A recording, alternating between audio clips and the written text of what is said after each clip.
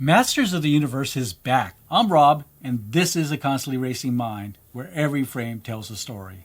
I'm going into Eternia without nostalgia armor.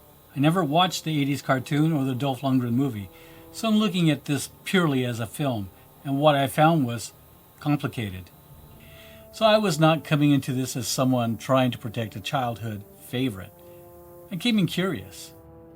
After more than 40 years of He-Man, Skeletor, Castle Grayskull, and one of the most famous toy lines of the 1980s, I wanted to see what this franchise looks like now.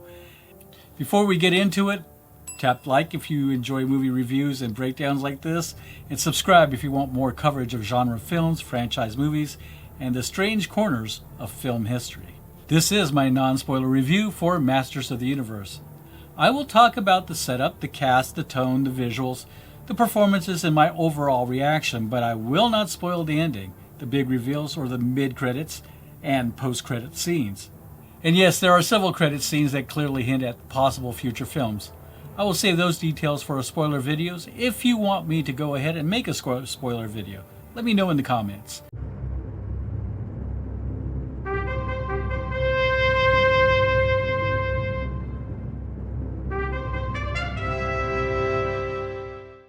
Masters of the Universe brings He-Man back to live action for the first time since the 1987 Dolph Lundgren film. This version follows Prince Adam, played by Nicholas Galitzine, after years of separation from Eternia. The Sword of Power pulls him back home, where Skeletor has taken control and Adam has to accept his destiny as He-Man. The movie is positioned as a big theatrical fantasy adventure, not a small nostalgia reboot. Amazon, MGM, and Mattel are clearly trying to turn this into a modern franchise launch. And that is where the real question starts. Can Masters of the Universe work for a new generation while still keeping the strange, colorful toy box energy that made the original franchise famous? Or does this version lean too far into jokes, camp, modern updates, and self-aware parody? Nicholas Galitzine plays Prince Adam in He-Man. Camila Mendes plays Teela. Idris Elba plays Duncan, also known as Man-at-Arms. Jared Leto plays Skeletor. Yeah, you heard that right. Jared Leto is Skeletor. And honestly, it's not what you expect. Alison Brie plays Evil-Lyn. Morena Baccarin plays the Sorceress. Kristen Wiig voices Roboto.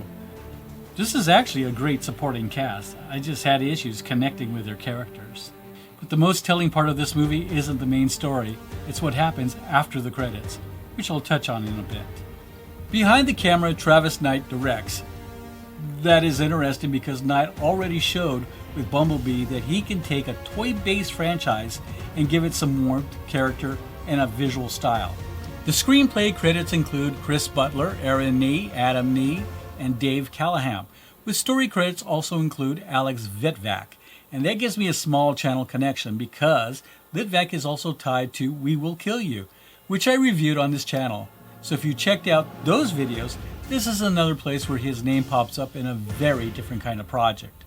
The score is by Daniel Pemberton, who also composed Project Hail Mary.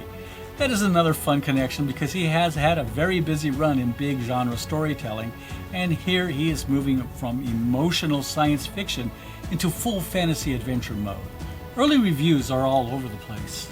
Some viewers may enjoy the colorful, the lore, the toy box energy, and the fact that the movie is not afraid to be big and goofy. Others may feel the tone is too self-aware, too modern, or too eager to turn the whole thing into a joke. And that really became my issue with the film. What I found was not so much a sincere revival of a franchise, but something that often felt like an almost parody of Masters of the Universe.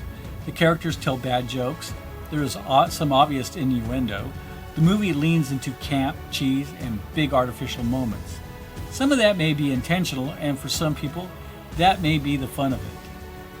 But for me, it started to feel like the movie was laughing at the franchise as much as it was celebrating it. The fight scenes also had an odd rhythm. A lot of them seemed to build toward hero poses and still shot moments, almost like the movie was staging action around toy package artwork. I can see how that connects to the brand, but it also kept pulling me out of the story. Now, the VFX work is big, bright, and often over the top. Again, they may be exactly what some fans want from Eternia, but it also gives the film a very artificial look at times. The world is colorful, but it does not always feel lived in. The character development is also thin. The movie gives us archetypes more than fully developed people. Prince Adam, Teela, Duncan, Evil-Lyn, and the rest of all have their functions in the story, but I did not feel especially connected to most of them. One character in particular felt pushed too hard into today's Me Too culture war space. I understand why that may connect with kids growing up now, and I do think some younger viewers will respond to it. But it did not feel like it reflected the original 1980s energy of the franchise. It felt more like a modern update trying to broaden the appeal, while also risking alienating some of the audience that came in for He-Man. That said, Jared Leto's Skeletor worked better for me than I expected. He plays the villain as very self-aware, and that actually fits this version of the movie. He brings a weird comedy to Skeletor without completely draining the character of threat. In a movie full of camp, his performance at least seems aware of what kind of story he's standing in. So this one did not really land for me. I can see kids having fun with it. I can see parents taking their kids, getting a little nostalgia value, and maybe watching those kids become curious about the franchise, the old cartoons and the toys. On that level, the movie may do its job. But as a movie, I found it too jokey, too thin, and too self-aware. It has big fantasy visuals, a recognizable cast, and a few fun villain moments, but it never fully pulled me into Eternia. There are also several mid-credit and post-credit scenes that clearly hint at possible future films. I will not spoil it here, but the movie is very openly trying to build out a larger franchise, so stay until the very end. I went back and forth between a 2.5 and a 3, and I'm going to be generous, and that brings me to my final score. For a constantly racing mind, I am going to give Masters of the Universe a 3 out of 5.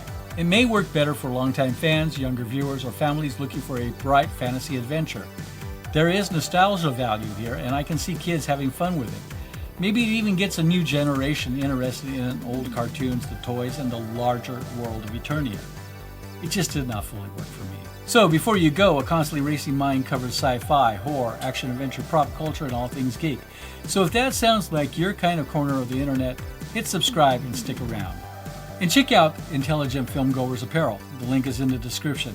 It helps support the channel, and it is built for people who like movies, monsters, robots, spaceships, and all the weird stuff we keep coming back to.